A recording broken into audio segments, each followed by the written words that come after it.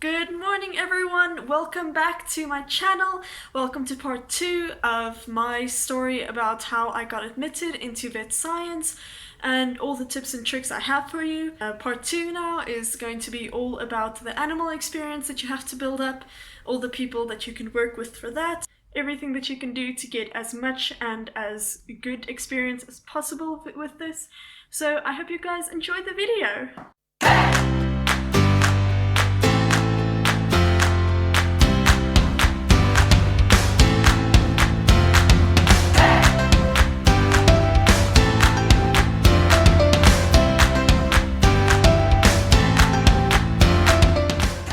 The next important thing is shadowing. Now, shadowing you need to do as much as possible. And how it works with the value added form, if I remember correctly, was that you basically get the form, which is your value added form, and then you attach a document with all your proof of all the things that you put on the form. And the first thing on the form was that there were different categories, and each category was for a species. So then cattle, pigs, sheep and goats, horses, dogs and cats, poultry, exotics, all of that. And then with each of them there were different levels, and then you got to tick a box according to how much exposure you had to them. So I think the lowest obviously was none, and then the highest was, I think, lived with or worked with. And then there was a lot of variation in between, like some were observed, things like that. I cannot remember all the levels now. But obviously, the higher you can get that, the more it counts for you. And then for each of those, you get a small amount that you can say about what you did. I think we got 250 characters. So a letter is a character, a space is a character, each punctuation mark is a character, so you really cannot say a lot with that. So really short and sweet, just what you did. So I said that I had lived with cows because for a month when I was younger, I lived on my dad's uncle's farm and he had cows. And that counts. You know, you don't need to have lived with something your whole life. You can only have lived with it when you were younger. Currently, either way, try to get as high as you possibly can on each of those categories. So that is where variation comes in. So it is better to, instead of focusing on dogs and cats and small animals at your nearest vet for all your shadow time, rather go there a couple of times. A great place to go is to rural vets because they usually get small animals, which are pets, then they go out to the farm animals, they do horses, they do a bit of everything. So you'll get your most variation from that. Then this is not something that counts a lot for your value added form, but I definitely recommend that you do it as much as possible to prepare you for being a vet one day, and that is consultations. It is probably the most boring part of shadowing, but it is, I feel, one of the most important parts because it gives you a little bit of insight into each part that the vet would do. So they would talk to the client, they would work with the patient, they would go to the back and run tests. You get a little bit of everything. And then what I did quite often, especially in later years when I'd seen a lot of consultations and I knew what the vet did in the back room and I didn't need to see it anymore, then I would quite often, while they're going to do a blood test or a smear or whatever, I would stay in the consultation room with the client and just talk to them. Because a lot of your job as a vet would be to talk to clients, to get information from them. And I felt like it would be good for me for experience and also just to sort of get to know myself that way, because I am not a people person. I do not love spending time with people, and it was really good for me to be able to see that I can work with people, I can be comfortable with them. I actually enjoyed it a lot to be there and to talk to them about their pets and their day and their work and just random things. And it also, I think, helped the clients a lot. It made them a bit calmer if they were worried about their pet, if they could just sort of just talk and sometimes rant and just sort of relax instead of sitting alone there in the consultation room and the vet is out in the back and you have no idea what they're doing and you have no idea what's going to happen. So I recommend doing something like that. It's good for you, it's good for the client, and it's a very good experience. The next thing that you need to see before you can even consider applying is a surgery. Because obviously, if you're squeamish, you cannot make this course, okay? It doesn't help if you have never seen a surgery, you pass your first year, you get to second year, you get to your first anatomy week, there is a drop of blood and you faint. It won't work. Also, if you faint with your first surgery, don't panic. A lot of vets, qualified vets, final year vet students sometimes faint when there's an operation, when people start cutting. It sometimes happens. I've heard so many stories of vets who had been working for years, and then one day they were watching someone else do a surgery, and they just passed out for no reason. So if it does happen, don't panic, just take a deep breath, take a step back. If you feel ready, go back in, maybe try a different day. But don't panic and think that you'll never be a vet if the first one didn't go well. But I remember my first surgery, I was really nervous because I had no idea how I would react. I was worried that I would faint or get sick or I wouldn't be able to handle it at all. And I remember it was just a normal spay. I think it was a spay and they had to remove a tumor. Tip: fix your pets, especially your female dogs, because if they're not fixed, they get tumors and then you have to pay for the tumor removal and to have them fixed and every other disease that comes from them not being fixed. So just a hint, avoid the costs. And I remember he started with the spay and he cut, and I was immediately so fascinated because there was no blood. I thought that it was going to be blood immediately, red flesh and blood everywhere.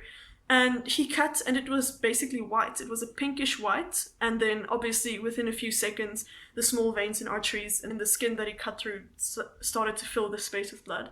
But initially it was just basically white because of the connective tissue underneath the skin. And it was so interesting to me. And I was like, wow, this is not what I imagined. Also, it's not like the movies. There are not 3 doctors and 10 nurses in the room and everyone is running around getting stuff. It was literally me and the vet. And the vet was sitting there on a chair, cutting open the dog, taking stuff out, putting it back in. And they're also a lot rougher with the dogs than I thought they would be. Not rough to the point where, it would be damaging, but I thought that every single surgery was a very delicate operation and they had to be extremely careful.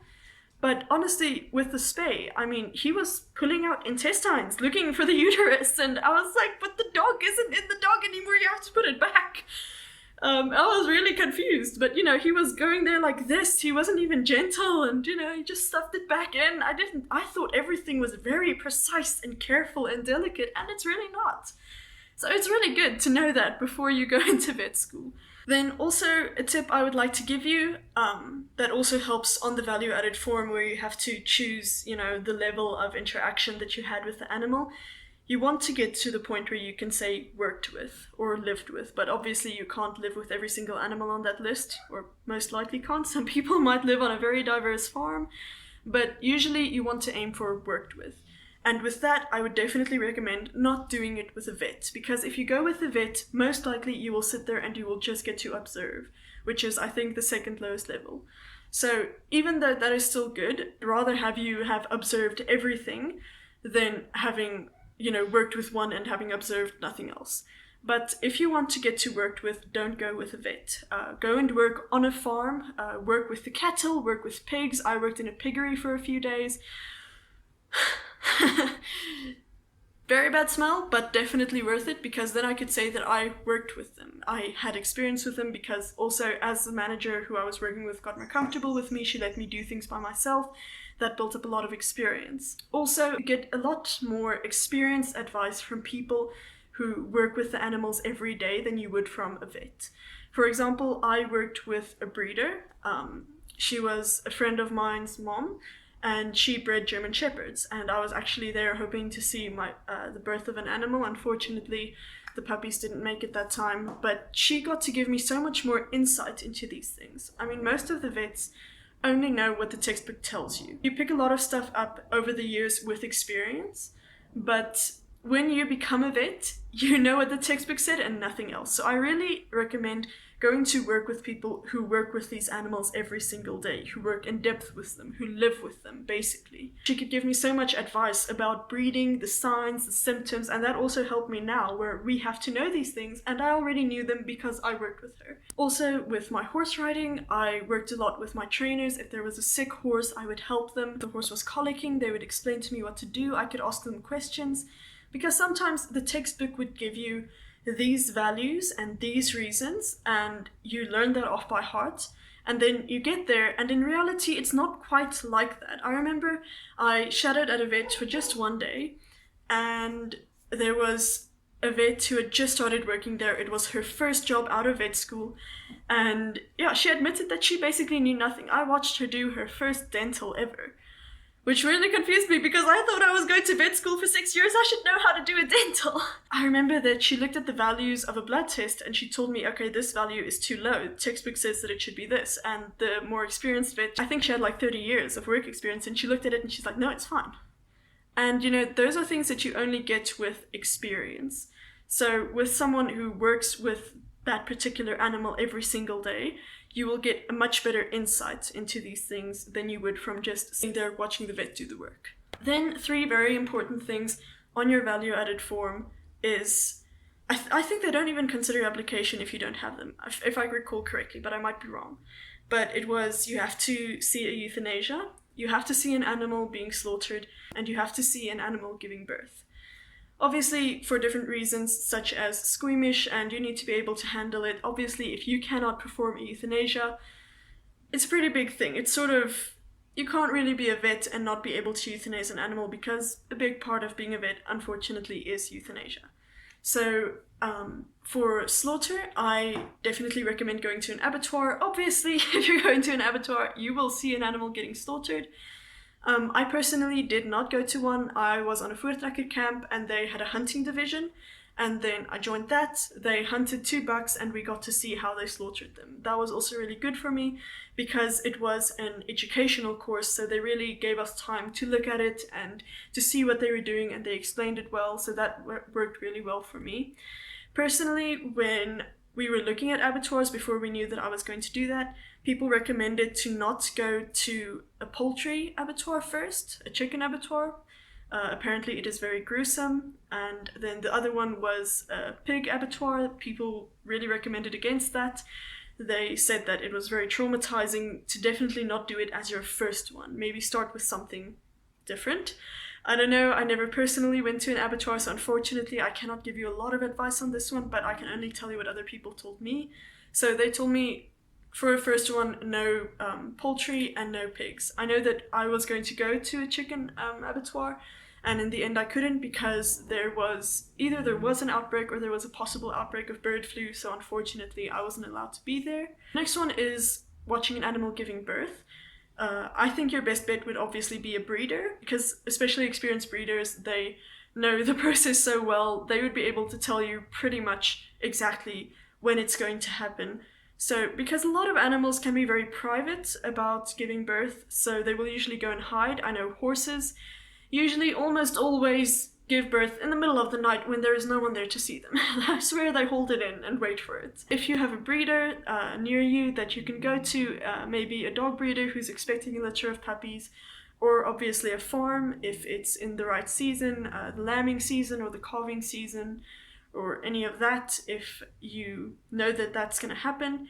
Something like this, I would recommend you try and arrange this as soon as possible, because one thing that is a bit difficult with this is that there can always be something that goes wrong. I recommend to arrange it as ahead of time as possible, just because it is very unpredictable. For example, what happened to me was that I went to the dog breeder and there were 3 puppies expected, and in the end none of them made it and she didn't give birth. The vet said that over the next few days she would just pass them naturally, but unfortunately I didn't get to see it and I was really running out of time. In the end, I used something that I didn't think would count because the lamb didn't survive. It does still count if the baby or the mother doesn't survive, so if you have seen something like that. It was at the time where we still believed that only counted the things that you did with a vet. And unfortunately, the thing with that is that if a vet is present at a birth, it is usually because something is going wrong, unless it is a scheduled C-section or something like that. But usually, if you're with a vet and they call you to say there's a birth happening, you need to come, it's usually because something's going wrong, and usually that doesn't end well. So what happened with me was that there was a sheep and she was busy lambing and the lamb was stuck. The feet were already out but nothing else was happening. She was in extreme pain. And what had happened was that the legs were in the right position, but the head, instead of being between the legs for it to be able to go out, the head had turned backwards. So it was basically blocking the rest of the body from coming out. And it was really horrible to see because the vet literally had to push the lamb back into the ewe. And it was horrible. It was so painful for her. It took, I think it was 3 people just to hold her still while the vet was working, me being one of them. And he had to push the lamb back, reposition the head, and then get it out. And it's a very difficult thing to see. It's not pleasant. It's sad. The lamb doesn't make it. The ewe is in pain. The owner she was crying so much because she was very attached to her sheep, all of them, and now this one was in so much pain and she just lost a lamb. So it's a very difficult experience, it could be, but in the end it is still something that you need to see. It's a very realistic thing that you can need to deal with one day. I mean, a baby in the wrong position is something that happens quite often, so I think it was also still very good for me to see it. But for the giving birth, I would recommend either a breeder or a farm if you can get there in the right season. And then the last thing is euthanasia. Not a very fun thing to see, but still a necessary thing. I would definitely recommend the SPCA because you are guaranteed to see euthanasia if you shadow for an hour at the SPCA. I think I was there for 10 minutes. I only saw one euthanasia. We were sort of on a time crunch, so I had to do that more quickly. Unfortunately, a lot of the vets where I shadowed at didn't want me to see euthanasias, which really annoyed me because I was shadowing to become a vet, but they weren't comfortable doing it in front of me. So it really annoyed me, but I also have to respect their decision with that. I went to the SPCA. Obviously there you will also see one of a more difficult type of euthanasia because usually it's a completely healthy dog, and if there's something wrong with the dog and the dog is sick, you can sort of tell yourself that it's okay because you're doing the right thing. Where I think it's more difficult if the dog isn't sick, the dog is happy, the dog is young. I was unfortunate enough, I got a puppy, the dog that I saw being euthanized. Unfortunately, it was hit by a car, so its hind legs were paralyzed. And there is no cure for a spinal cord. If it's damaged, you're done. And obviously, you know, the owner couldn't afford some major surgery and a wheelchair and all of that for the little puppy, so unfortunately we had to euthanize it. It was really difficult for me because it was such a sweet little puppy and it was still so happy to see us through all its pain, and you know, you could just see the little puppy love. But on the other hand, I could still tell myself, listen, this dog isn't going to make it. We're just doing what needs to be done. So that made it a bit easier for me. Every case will be different, but for euthanasia, I definitely recommend the SPCA. I think that's your best bet to definitely see something like that. Another thing that makes it difficult to see that at a vet or at a private vet practice is that usually the owner wants to be there to be with their pet, and it's a bit intruding if you're there in such a private and personal moment. So a lot of the times you will not be allowed to be in there, or personally, I wouldn't want to be in there because I'm not playing a role in it. I don't need to be there, and I feel like that is something that the owner should be able to share with their pets, and obviously the vet that needs to administer the euthanasia. Okay guys, that brings us to the end of part 2. I hope that these 2 videos have been very helpful for you and just sort of giving you an idea of what to expect, what you can do. Hopefully gave you a couple of tricks that can help you. I really wish you all the best of luck if you are applying, and I really hope to see you on campus one day. And yeah, I just wish you the best. I hope you have an amazing day, and I'll see you guys in my next video. Bye!